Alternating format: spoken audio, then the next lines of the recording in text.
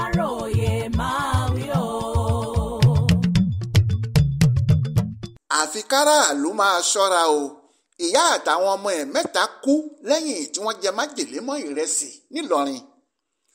láàrin ọjọ́ àìkú Sunday ọjọ́ 18 sí ọjọ́ ajé Monday ọjọ́ 19 oṣù kẹjọ ọdún 2024 yìí ní ìyàwó ilé kan àtàwọn ọmọ ẹ̀ mẹ́ta Àbíbá, Senobu àti Abdulfatai tún kú lójijì.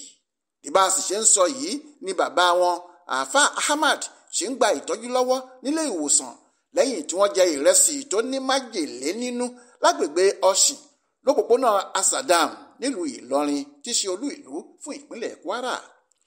ọ̀kan lára àwọn mọ̀lẹ́bí olóògbé sọ fún Aláròyé pé lẹ́yìn tí àwọn mọ̀lẹ́bí ọ̀hún márùn-ún ìyá, bàbá àtàwọn ọmọ mẹ́ta jẹ ìrẹsì tán lọ́jọ́ àbámẹ́ta sátidé ọjọ́ 17 oṣù yìí ni wàhálà ti bẹ̀rẹ̀. àkọ́bí wọn Àbíbá ló kọ́kọ́ fò ṣánlẹ̀ tó kú lọ́jọ́ àìkú Sunday tí ìyá àtàwọn ọmọ ẹ̀ méjì Senobu àti Abdulfatai sì tún kú lórí mọ́jú ọjọ́ ajé Monday ọjọ́ 19 oṣù kẹjọ ọdún 2024 yìí. wọ́n ní ṣe ni àwọn mẹ́rẹ̀ẹ̀rin ọ̀hún bẹ̀rẹ̀ sí bí wọ́n sì sáré gbé wọn lọ sílé ìwòsàn ẹ̀kọ́ṣẹ́ ìmọ̀ ìṣègùn òyìnbó ti fásitì Ìlọrin UITH ṣùgbọ́n òkú wọn ni wọ́n padà gbé wá sílé.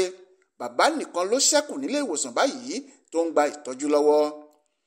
nínú ìgúnlẹ̀ ọ̀rọ̀ rẹ̀ ó ní lọ́jọ́ ajé Monday ọjọ́ 19 oṣù yìí làwọn yóò lọ sìnkú àwọn mẹ́rẹ̀ẹ̀rin sí ààyè tí wọ́n ń sin òkú àwọn mùsùlùmí sí Muslim Cemetery tó wà lágbègbè Òṣèré nílùú Ìlọrin.